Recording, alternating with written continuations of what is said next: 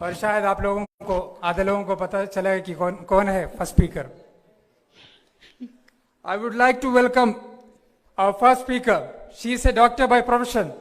वो 37 ईयर्स से यूएई में काम कर रहे हैं और पहला 17 ईयर्स से डीएक्सन से जुड़ा हुआ है और she is having an MBBS degree and MCPS in family medicine and MCPS in gynecology, MSc in assisted reproductive technology from Spain, PG in art from UK, training in embryology from Australia, 42 years of medical practice and 28 years of medical practice in IVF consultant, and she is currently working as IVF specialist in Conceive Clinic, and she has recognized as the Wonder Woman of Pakistan by the government of Pakistan. Ladies and gentlemen, put your hands together and let us welcome Dr. Asma Munir. Auzubillahi minash-shaytanir-rajeem. Bismillahir-rahmanir-rahim. Assalamu alaikum warahmatullahi wabarakatuh. Good morning. Good morning. Good morning. That's my family. Thank you very much for such kind words, Ajmal. मैं इस काबिल तो नहीं, अब इस कदर भी ना चाहो कि दम निकल जाए, लेकिन तुम थोड़ा करेक्शन चाहिए.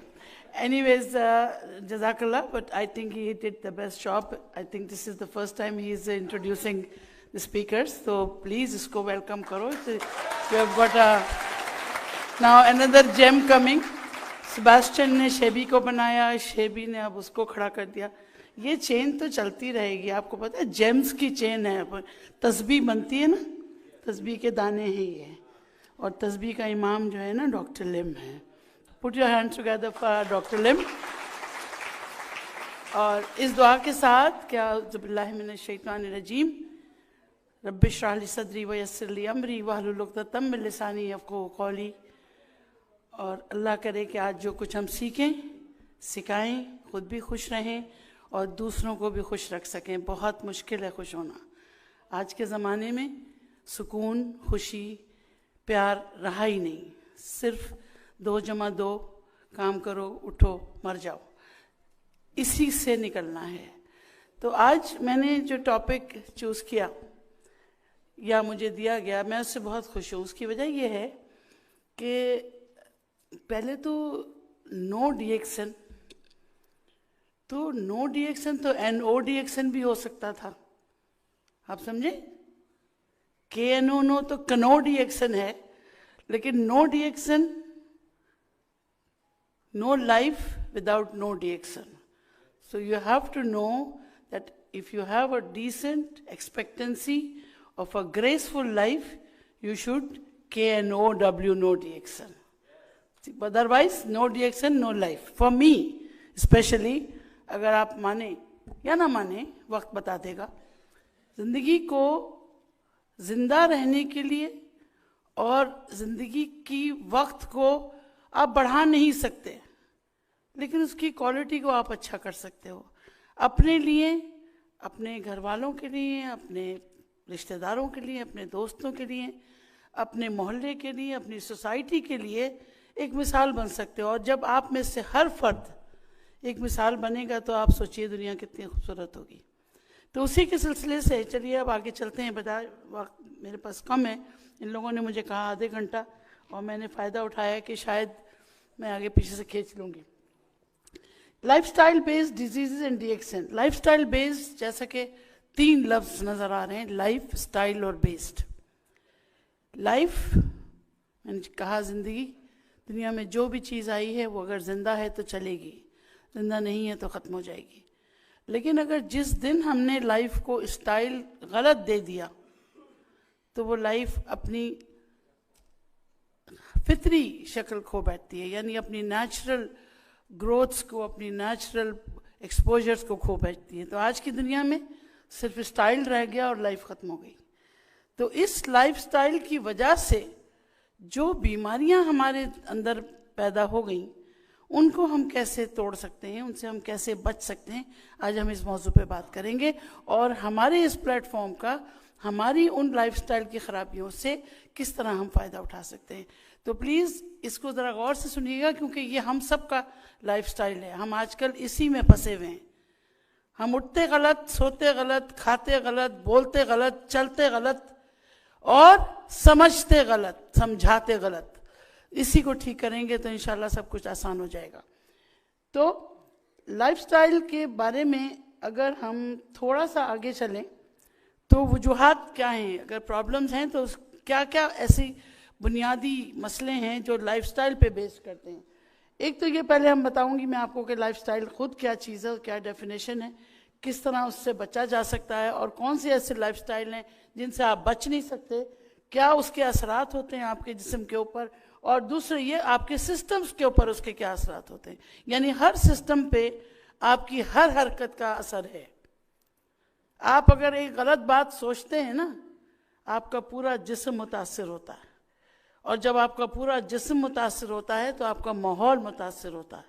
आपका माहौल मुतासिर होता है तो आपकी वो जो एक एनवायरनमेंट है, उस सिलसिले से जो गलत प्रोपेगेंडा होता है वो मुतासिर होता है, और फिर एक गलत इंसान की शख्सियत ही चेंज हो जाती है। तो चलिए बात करते हैं कि लाइफस्टाइल का मतलब क्या है। कोई भी इंसान या बहुत सारे इंसान उनकी ज़िंदगी के सुलझाव के लिए, उनकी ज़िंदगी में जो भी वो हरकत करते हैं या उनसे जो हरकत होती है उसके ऊपर उनकी जो सोच है, उनके जो विचार आप जिसको कहते हैं, या जो उनकी समझ है, वो उस हिसाब से अपनी ज़िंदगी को जीते हैं। और जब उस हिसाब से ज़िंदगी को जीते हैं तो उसमें उनके कुछ गलत फैसले भी होते हैं और गलत तरीके ज़िंदगी भी सामने आता है, और यही सब चीज़ें रोज़मर्रा की ज़िंदगी में फिर वो गलतियां दोहराते चले जाते हैं। अब हैबिट, जब वो एक गलती को गलती नहीं समझते तो फिर वो आदत बन जाती है, और जब वो आदत बन जाती है तो फिर वो शख्सियत का हिस्सा बन जाती है, और जब वो शख्सियत का हिस्सा बन जाती है तो आप उसे गलत समझते ही नहीं हैं, वो आपका एक आइडेंटिफिकेशन बन जाती है और आपकी बॉडी उसके हिसाब से रिएक्ट करना शुरू कर जाती है। तो इन तमाम चीज़ों को सामने रख के अगर हम देखें कि कौन सी ऐसी वजूहात हैं जिनसे हम बच के अपने इन डैमेजेस को, अपने इन खतरात को अपने सर से हटा सकते हैं, तो दो बड़े बड़े पिलर्स हैं। एक वो जिनसे बचा जा सकता है, एक वो जिनसे हम बच ही नहीं सकते। हम कुछ भी कर लें, हम उनसे पीछे नहीं हट सकते। जिनसे बच सकते हैं उनमें हमारी अपनी हरकत, अपनी मूवमेंट्स, हमारी ग़िज़ा, हमारी बॉडी का वज़न, हमारी बॉडी के रिएक्शन, और हमारा एक्सपोजर या हमारा उठना, बैठना, सोना, ये सब हमारी वो चीज़ें हैं जिनको हम चेंज कर सकते हैं, और इनको चेंज करके हम उन बीमारियों को अवॉइड कर सकते हैं। इसी तरह एडिक्शंस, इंसान जो है ना बुनियादी तौर पर सहल पसंद है। सहल पसंद मीन्स आसानी चाहता है ना, कि अब हमें किसी चीज़ में सहूलत नज़र आती है हम वो काम करते हैं, जहाँ हमें मुशक्क़त नज़र आती है हम उससे पीछे हट जाते हैं। तो जब सहूलत पसंदी की आदत हो जाए तो फिर उससे एक कैस्केड ऑफ चेंजेस बॉडी में आने लगते हैं। हर चीज़ रिमोट कंट्रोल, टीवी बंद करना है तो रिमोट, गेट खोलना है तो रिमोट, हर चीज़ रिमोट, गाड़ी तक आप खोलेंगे तो अब आप रिमोट कंट्रोल। तो मूवमेंट रिस्ट्रिक्ट होती चली गई, और इस रिस्ट्रिक्शन ऑफ मूवमेंट से बॉडी के जो फिजिकल एक्टिविटी के अच्छे असरात आपके जिस्म पर थे वो आहिस्ता आहिस्ता ख़त्म होते चले गए। पैदल चलने ने साइकिल की जगह ली, साइकिल ने गाड़ी की जगह ली, गाड़ी ने ट्रेन जहाज़ की जगह ली, और अब हम सिर्फ दरवाजे से गाड़ी में बैठते हैं और जहाँ पहुँचना है वहाँ ही उतरते हैं। लोग कोशिश करते हैं कि गेट टू गेट ही गाड़ी, गर्मी हो कोई भी वजह हो, गेट टू गेट ही हमें ट्रांसपोर्ट मिल जाए। क्यों? ये हमारी सहूलत पसंदी है। पसीना नहीं आना चाहिए, हालांकि पसीना आना ज़िंदगी की निशानी है। जिन लोगों को पसीना नहीं आता वो मुस्तकिल बीमार होते हैं। ये बात हमें समझ में नहीं आती। अब आइए उन चीज़ों की तरफ जिनको हम अपने टेंशन्स की निजात का ज़रिया समझते हैं। जब हमारी परेशानियाँ हमारे कंट्रोल से या हमारी बर्दाश्त से बाहर हो जाएं तो हम झूठे सहारे लेते हैं, बजाय इसके कि जिसकी तरफ से वो परेशानी है उससे दुआ करके उसके परेशानी का हल ढूंढा जाए। हम उसको में सरेंडर कर देते हैं, और वो सरेंडर होना एडिक्शन की तरफ ले जाता है। चाय, निकोटीन वाली कोई भी जिन्स, चाहे वो सिगरेट हो, चाहे वो शीशा हो, चाहे वो पैचेस हो, या किसी भी मोहलिक एडिक्शन का शिकार होके अपने आप को थोड़ी देर के लिए दिमाग को सुन कर देते हैं और उस परेशानी से छुटकारा हासिल करने की छोड़ते हैं। और आज हमारी यंगर जनरेशन का सबसे बड़ा अलमिया यही है कि चुपचाप बगैर पेरेंट्स को बताए, बगैर किसी मशवरे के वो आहिस्ता आहिस्ता इस दलदल में फंसे चले जा रहे हैं। और ये एडिक्शंस अवॉइडेबल हैं, और इन्हीं एडिक्शंस की वजह से जो बाद में हम मुसीबतें आती हैं अल्कोहलिज्म की या ड्रग एडिक्शंस के जो साइड इफ़ेक्ट्स हैं आप सबको पता है, उसके बारे में मैं नहीं जाऊंगी, तो रोज़ाना अखबार भरे पड़ें। अब वो चीज़ें जिनको हम बिल्कुल नहीं टच कर सकते, जिनको हम चेंज कर ही नहीं सकते, वो क्या हम दूसरे माँ बाप ला सकते हैं? नहीं ना। अगर मुझे चॉइस मिले तो मैं तो फिर चूज़ के एक बेहतरीन लड़का एक बेहतरीन लड़के की शादी करवाऊं और फिर उसके घर पैदा हो जाऊं। ऐसा तो नहीं हो सकता, right? Physically fit, mentally fit, super scholar अम्मा जो हो, ब्यूटीफुल तरीन पावर लेडी हो, और उन दोनों की शादी कर जाए और बाद में फिर मैं कहूँ अब तो मैं इस घर में पैदा होंगी। ऐसा तो नहीं हो सकता। तो you can not change that. Age, 1 second में आप 1 सेकंड ओल्ड हो जाते हो। जब पैदा हुए तो आपको कहा गया जी this baby is 1 hour old. जिस दिन पैदा हुए आप ओल्ड हो गए। तो कभी आपने कहा कि सलीम इज 16 ईयर यंग? नहीं, मैं कहती हूँ अस्मा इज 16 ईयर यंग, बट मैं सलीम को 16 ईयर ओल्ड ही लिखूंगी। अंग्रेजी में यही लिखा जाता है, सही? तो जिस दिन आप पैदा हुए उसी दिन आप बूढ़े होना शुरू हो गए। Age cannot be reversed, but the effect of age can be neutralized. This is what I want to stress on with this topic. Gender. लोगों ने फरमाइशी तौर पे आज जेंडर चेंज करा रहे हैं लोग, आप देख रहे हैं अखबारात भरे हुए हैं। और इसको फिर भी दुनिया जितना भी कुछ कर ले, ट्रांसजेंडर हो या मेल फीमेल हो, वो अपने आप में एक हकीकत है, उसको आप नहीं चेंज कर सकते। इसी तरह हेरिडिटी, मौरूसियत।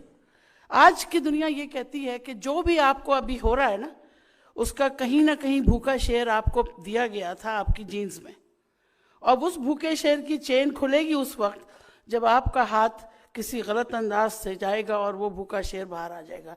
ये वो जेनेटिक कंट्रोल है जिसको आप कुछ नहीं कर सकते। अगर आपकी फैमिली में डायबिटीज़ है तो आज नहीं तो कल, अगर आपने अपना लाइफस्टाइल नहीं चेंज किया तो आप 40 साल के बाद किसी वक्त भी डायबिटीज का शिकार हो सकते हैं। तो are we ready for it? Are we ready for diabetes? My god! तो हमें उस भूखे शेर की चेन को सख्त करना होगा ना, उस चेन को DXN की चेन से चेंज करना होगा। This is what I have got to tell you in future slides, कि अगर हम जीन्स को नहीं चेंज कर सकते, हम माँ बाप नहीं बदल सकते, हम माहौल नहीं बदल सकते, हम मौरूसियत नहीं बदल सकते, लेकिन एक्सिक्यूशन ऑफ कमांड को बदल सकते हैं, एक्सिक्यूशन ऑफ इफेक्ट को चेंज कर सकते हैं। उसके ऊपर बात करेंगे। तो आइए, अब वो प्रॉब्लम्स जो इन तमाम दोनों वजूहात की वजह से, चाहे वो अवॉइडेबल हो या नॉन अवॉइडेबल हो, उनकी वजह से जो हमारे जिस्म को खतरे लाहक हैं, उनमें दिल की बीमारियां, शुगर, मोटापा, स्ट्रोक, हाइपरटेंशन, जो खुद एक दूसरे से दोस्त हैं। अगर ब्लड प्रेशर है तो यकीनन स्ट्रोक उसका दोस्त है, अगर डायबिटीज़ है तो ब्लड प्रेशर उसकी कज़न है। इसी तरह एक दूसरे के साथ ये हाथ मिला के बर्बादी के लिए जिम्मेदार हैं। और इन्हीं वजूहात की बुना पर बहुत सारी फेफड़ों की बीमारियां जो कि क्रॉनिक स्टेज में डेवलप हो जाती हैं और इसी पूरे हमारी सांस के निज़ाम को ख़राब कर सकती हैं। हमारी हड्डियों का भुरभुरापन और कैंसर जैसी मूजी चीज़, जिसमें हमारे तमाम वो सेल्स जो नॉर्मल थे वो अपना रास्ता बदल लेते हैं और कैंसर सेल में चेंज हो जाते हैं। ये कहीं बाहर से नहीं आता, कोई इम्पोर्टेड मिसाइल नहीं है। ये आपके अपने घर का टेररिस्ट है जो आपको बर्बाद करने के लिए खड़ा हो जाता है, सिर्फ इसलिए कि हमारे अंदर वो चेंजेस हम खुद लेके आते हैं। और फिर जब कुछ नहीं बन पड़ता तो दिमाग ही साथ छोड़ देता है, और फिर मेंटल डिप्रेशन, नर्वसनेस, एंजाइटी के वो एक बड़ा कैस्केड, जिसके लिए अब स्पेशलिस्ट पे स्पेशलिस्ट की सब स्पेशलिटी आ रही हैं। यहाँ तक कि ऑटिज्म के लिए भी अब स्पेशलिस्ट अलग हो गए हैं। यानी एक छोटी छोटी बीमारियों के लिए भी सुपर स्पेशलिस्ट की एक तख्ती लग जाती है, लेकिन इंसान वहीं खड़ा है। इंसान के खर्चे बढ़ रहे हैं, बीमारी बढ़ रही है, लेकिन there is no U turn back to normal life. तो उसके लिए आप बात करेंगे। हार्ट डिजीज, इसके बारे में तो मैं क्या कहूँ, हम में से हर एक के घर में कम से कम एक हार्ट पेशेंट तो है ही है। Am I right or am I correct? Tricky. See, I fooled you. Am I right or am I correct? Both. तो कोई ना कोई हमारे घर में या तो हार्ट का पेशेंट बनने जा रहे हैं, या हार्ट का पेशेंट बन के जा चुका है, या हार्ट का पेशेंट है, और उसकी वजूहात के ऊपर हम में से कोई भी तवज्जो नहीं देता जब तक कि हमारे सर पे बम नहीं फूटता एंजाइना का। तो वो तमाम चीज़ें जो हमारे वेल्व्स को, हमारी electrical pathways of conduction of heart, जो हार्ट रेट को गड़बड़ करें, या जो हमारी वो कंडीशंस जो हार्ट के मसल्स को ख़राब करें, या हमारी एंग्जाइटी जो हार्ट को हार्ट अटैक की तरफ ले जाए, कोई भी वजूहात, या हमारा क्रॉनिक कोई कार्डियक प्रॉब्लम जो कि हार्ट का साइज ही बड़ा कर दे, ये तमाम वो चीज़ें हैं जो अवॉइडेबल में आती हैं, लेकिन ये वो है जो तलवार हमारे सर पर लटक रही है इस वक्त। डायबिटीज़, लोग कहते हैं मीठा होना बहुत अच्छा है, आदमी मीठा है तो बहुत अच्छा है, लेकिन ज़रूरत से ज़्यादा मीठा तो फिर जहर है। तो जब आपकी बॉडी उस शुगर को कोप अप नहीं कर पाती, और शुगर को कोप अप क्यों नहीं कर पाती भाई, कि एक हमारे रिश्तेदार हैं हमारे खून में जिनका नाम है इंसुलिन, उनका काम यह है कि वक्त पर कंट्रोल करते हैं, हमारे तमाम खलिए जो है ना उनका गेट कीपर है इंसुलिन, उसका एक काम है शुगर को कंट्रोल करना। बहुत सारे काम है, आप देखते हैं आजकल तो हर थर्ड पेशेंट जो मेरा होता है वो polycystic ovarian disease, insulin resistance का है। तो ये सोच लेना कि बस इंसुलिन तो बहुत खतरनाक चीज़ है, अब मुझे इंसुलिन लगेगी, शुगर हो गई, ऐसा नहीं है। आपकी बॉडी में एक चौकीदार अल्लाह ने दिया था और आपने उसको वक्त से पहले ज़ाय कर दिया। वो दिया था 100 साल के लिए, आपने अपने लाइफस्टाइल से, अपनी हेरिडिटरी मॉडिफिकेशन से तमाम इंसुलिन को यूज़ कर लिया या इनएक्टिव कर दिया। अगर यूज़ कर लिया तो वो टाइप 1 डायबिटीज़ हो गई, और अगर यूज़ नहीं किया तो वो टाइप 2 डायबिटीज़ हो गई। यानी एक मुलाजिम है जो काम नहीं कर रहा, तनख्वाह पूरी ले रहा है, ये वो इंसुलिन है जो बैठी है घर पे, कुछ काम नहीं करेगी, तो शुगर तो बढ़ती जाएगी। तो फिर वो चीज़ें करनी पड़ेंगी कि जिससे इंसुलिन को थप्पड़ मार के खड़ा किया जाए, चलो उठो काम का वक्त हो गया, right. So this is where our products will come, I will tell you in few minutes. अच्छा, बॉडी की कैपेसिटी जो इंसुलिन बनाने की है वो भी बॉडी की डेवलपमेंट पे, हेरिडिटरी पे और बॉडी के अपने ग़िज़ाइयत पे मबनी है। अब वज़न का बढ़ना, अब मुझसे ज़्यादा कौन जानेगा वज़न के बढ़ने के नुकसानात, लेकिन अल्लाह का शुक्र है कि अगर मेटाबॉलिकली हार्मोन की वजह आपकी वज़न नहीं बढ़ा रही, और अगर आपकी कोई ऐसा मूजी मर्ज है जिसकी दवाएं आपका वज़न नहीं बढ़ा रही, तो there is always a reversible situation. और ये वो चीज़ें हैं कि जिनको हम बॉडी मास इंडेक्स, यानी आपकी हाइट और आपके वेट का जो एक कोऑर्डिनेटेड इफेक्ट है, उसका एक रेंज डॉक्टर्स ने दिया है, उससे ज़्यादा नहीं होना चाहिए। मैं सिर्फ इसका एक छोटा सा मिसाल आपको दूंगी। आपका कद आपको पता होता है, पता है ना, सबको पता है अपना कद, उस कद को सेंटीमीटर्स में ले लीजिए, ठीक है, और उसमें से 100 माइनस कर दीजिए, इतना आपका वज़न होना चाहिए।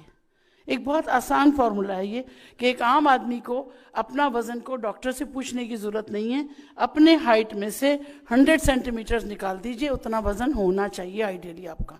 अगर उससे ज़्यादा है तो मुश्किल है, कम है तो मुश्किल है, ठीक है। तो ये तमाम वो चीज़ें हैं जो बीमारी की तरफ लेके जा रही हैं। प्रिवेंशन, हमारी तमाम प्रिवेंशन, यानी चॉइसेस ऑफ फूड हमारे बेहतर होना चाहिए, हेल्दी फूड होना चाहिए, चिकनाई से और एक्सरसाइज और लिमिटेशन, और स्क्रीन टाइम। मैं यहाँ अपने बहन भाइयों से और अपने बच्चों से ये कहना चाहूँगी, स्क्रीन टाइम इस वक्त आपका किलर है।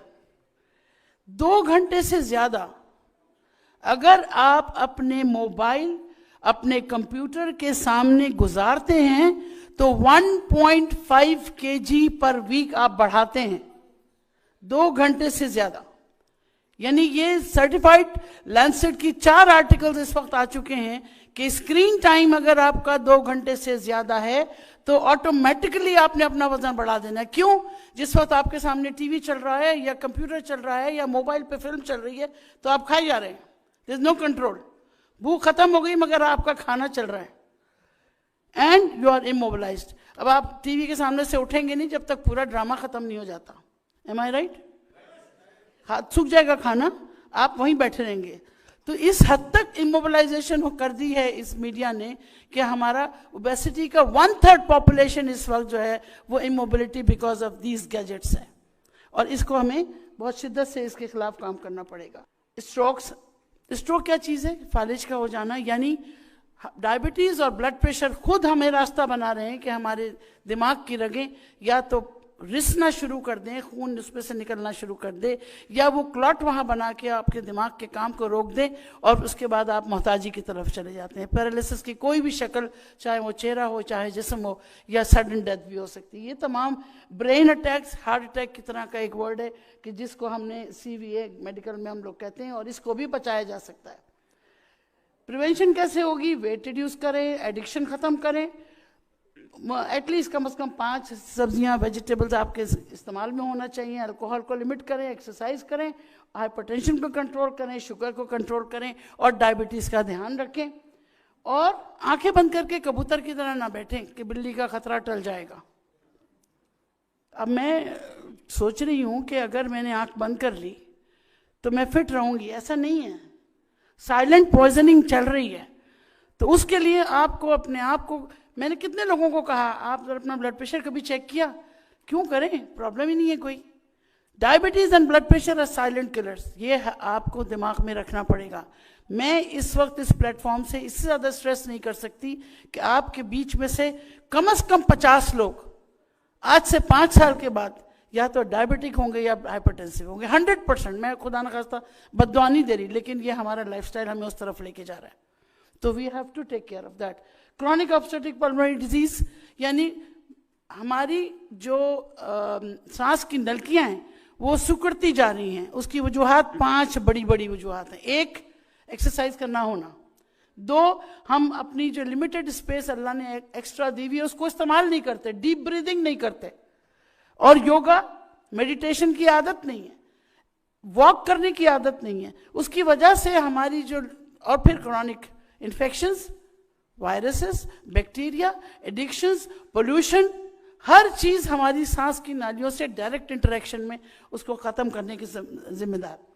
तो इसकी वजह से अगर हम कहीं ना कहीं मौरूसी तौर पर भी उसका हमारे अंदर जीन्स मौजूद है, और कहीं ना कहीं हम खुद इसके ज़िम्मेदार हैं कि हमारी आदतें इतनी गलत हैं कि हम वेंटिलेशन की आदत ही नहीं है। जहाँ हमें गर्मी लगी हमने खिड़कियाँ बंद करके और AC खोल लेना है। ये तमाम चीज़ों को पीछे रखना पड़ेगा अगर हमें क्रॉनिक ऑब्स्ट्रक्टिव पल्मोनरी डिजीज का फाइट बैक करना है। ऑस्टियोपोरोसिस, उम्र के साथ साथ कुछ हार्मोन्स की ऊंच नीच, विटामिन D की क्रॉनिक ग्लोबल डिफिशिएंसी, सनलाइट का ना सामना करना, विटामिन D के साथ साथ आपकी एजिंग प्रोसेस का फास्ट हो जाना। जब एजिंग प्रोसेस फास्ट हो जाती है तो आपकी हड्डियों का जो गूदा है वो भुरभुरा हो जाता है, जल्दी टूट सकता है। उसके अंदर जो डैमेजेस हैं, आप ये मत समझिए कि हड्डी सिर्फ आपको खड़ा करने के लिए अल्लाह ने दी है। हड्डी के अंदर की जो चीजें हैं वो आपके स्टेम सेल्स हैं, वो आपका बैंक बैलेंस है।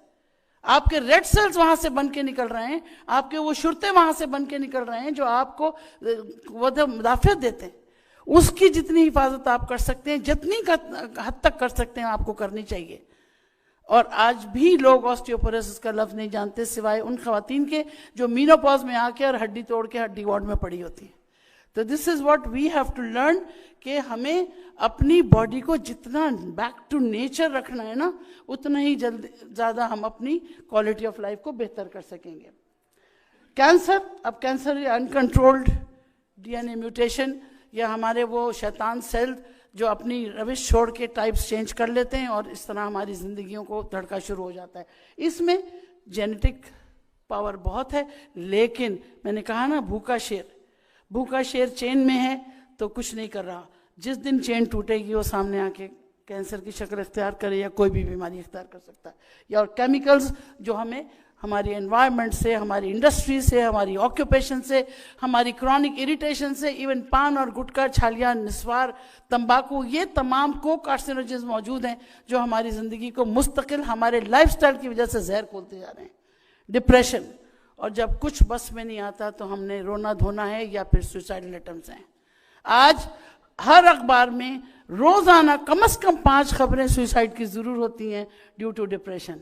पहले बचपन में हमने कभी नहीं सुना था कि किसी छोटे बच्चे को साइकियाट्रिस्ट के पास ले जाना पड़ता हो। आज 12, 15, 16, 18 साल के बच्चों को नफ्सियाती मरीज का धब्बा लग जाता है। क्यों? इसलिए कि उनको खुद नहीं समझ, उनके वालिदैन को नहीं समझ कि कहाँ कमी हो रही है।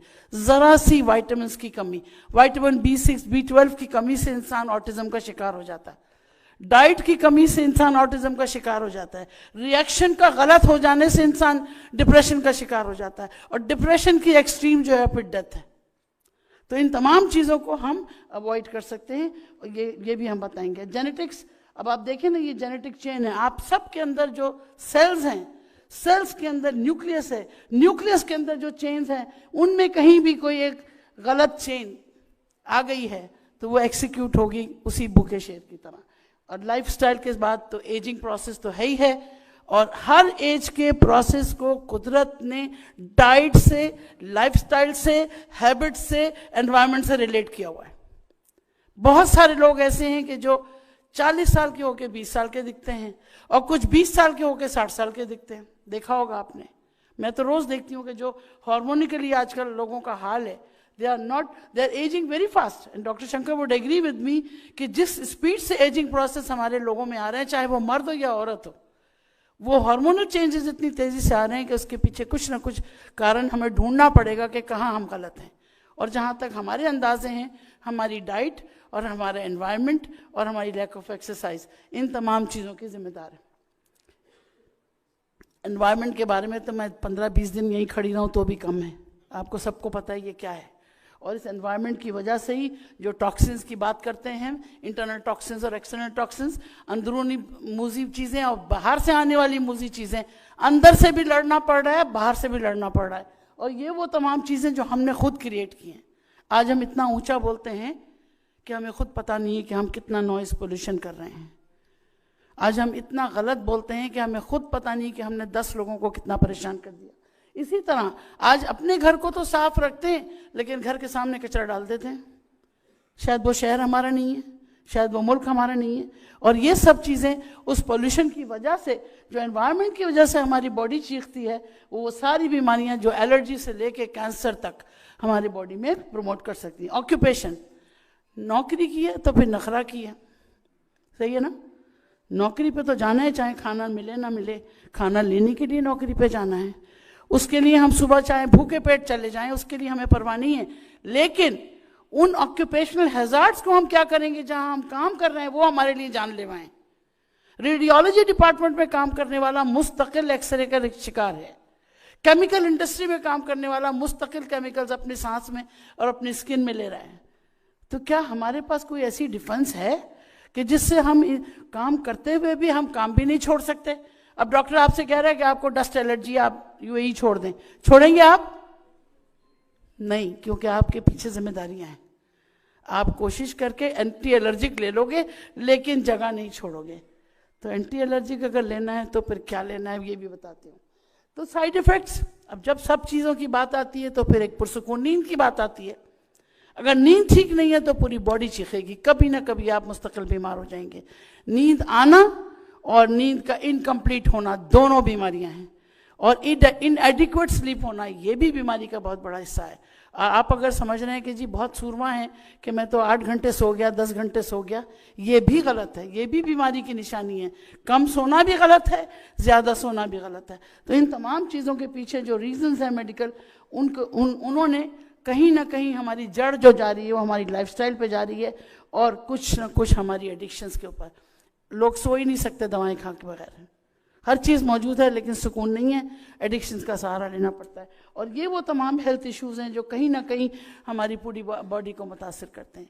अब खाल, जैसे कि हमारी सेकंड बेस्ट ऑर्गन है, डिफेंस के लिए सबसे बड़ी चीज़ जो है वो हमारी सिस्टम्स की अपनी डिफेंस है। और सिस्टम के डिफेंस के लिए उसको जो कवर अल्लाह ने दिया, उसको स्किन का नाम दिया। तमाम सिस्टम्स जो भी हमारे लाइफस्टाइल हैं वो हमारी स्किन को इफेक्ट करते हैं, जो भी हमारे लाइफस्टाइल है वो हमारे सिस्टम्स को इफेक्ट करते हैं। कार्डियोवैस्कुलर एक्टिविटी, जैसे बार बार मैं बात करती हूँ कि इनएक्टिविटी, अगर इनएक्टिविटी है तो फिर ससेप्टेबिलिटी है हार्ट डिजीज की, इनएक्टिविटी है तो मसल्स की वीकनेस की बात है, अगर इनएक्टिविटी है तो फिर हमें सांस की नालियों में तकलीफ है, अगर इनएक्टिविटी है तो खाना हजम नहीं होगा, और जब खाना हजम नहीं होगा और खाना गलत भी होगा तो डिफेंस कहाँ से आएगी? जब हमारे पास पुलिस का नाकारा है, करप्ट हो जाए पुलिस, तो वहाँ का लॉ चलता है? नहीं चलता ना। अगर मेरे पास कानून है, किताब के अंदर है और इम्प्लीमेंट नहीं हुआ, तो फायदा नहीं है ऐसे कानून का। अगर मेरे पास डाइजेस्टिव सिस्टम है लेकिन मेरी दवा, मेरी ग़िज़ा मेरे सिस्टम में नहीं जा रही है, तो ऐसे डाइजेस्टिव सिस्टम का कोई फायदा नहीं। उसकी तरफ अगर काम सही करना है तो एक्सरसाइज, वक्त पे खाना, सही मिलाप, कितना खाना है कार्बोहाइड्रेट, कितना खाना है हमें विटामिन्स, कितनी हमें प्रोटीन्स और कितना, ये हम सबको नहीं पता होता। लेकिन हमें वो तो याद है हदीस कि 3 हिस्से कर लो, एक हिस्सा खाना, एक हिस्सा पानी और एक हिस्सा खाली छोड़ दो, ताकि वो मैदा कुछ काम कर सके। सिर्फ इसी फॉर्मूले पर भी अगर अमल कर लें तो आपका मैदा पुरसुकून रहता है। आसाबी निज़ाम, जितने भी हमारे केबल्स हैं, अगर इसको हमने लाइफस्टाइल से हम देखें तो जो जैसा मैंने भी आपसे कहा कि सोशल मीडिया कंटिन्यूअस स्ट्रेस हमारे आसाब पे, और जब ये आसाब ही काम नहीं करते तो क्या मैदा, क्या दिमाग, क्या आंखें, क्या कान, क्या स्किन, सब ही टूट फूट का शिकार हो जाते हैं। और उसके लिए हमारे पास सिर्फ एक ही रास्ता है, और वो है कि प्रिवेंशन करना है इन तमाम चीज़ों के लिए। और प्रिवेंशन कैसे करना है? 5-6 तरीक़ों से। लाइफस्टाइल चेंज करना है, डाइट चेंज करना है, आदतों को बदलना है, नींद को सही करना है, एक्सरसाइज करना है और DXN को लाना है। अगर decent, excellent, long life, presentable life रखनी है तो प्रोडक्ट्स को आपको प्रोडक्ट ऑफ द प्रोडक्ट बनना पड़ेगा, मिसाल बनना पड़ेगा, क्योंकि दुनिया ऐसे नहीं मानेगी। आपको जब वो कोई दवा खाता हुआ ना देखे, 80 साल की उम्र में चश्मा लगाता हुआ ना देखे, डेंटिस्ट के पास जाता हुआ ना देखे, ECG निकालता हुआ ना देखे, तब मानेंगे कि हाँ ये DXN का ये कुछ ना कुछ काम उसके ऊपर हो रहा है, राइट? तो be a product of the product. और ये मार्केट के बारे में मैं बात नहीं करूँगी, सर मौजूद हैं, लेकिन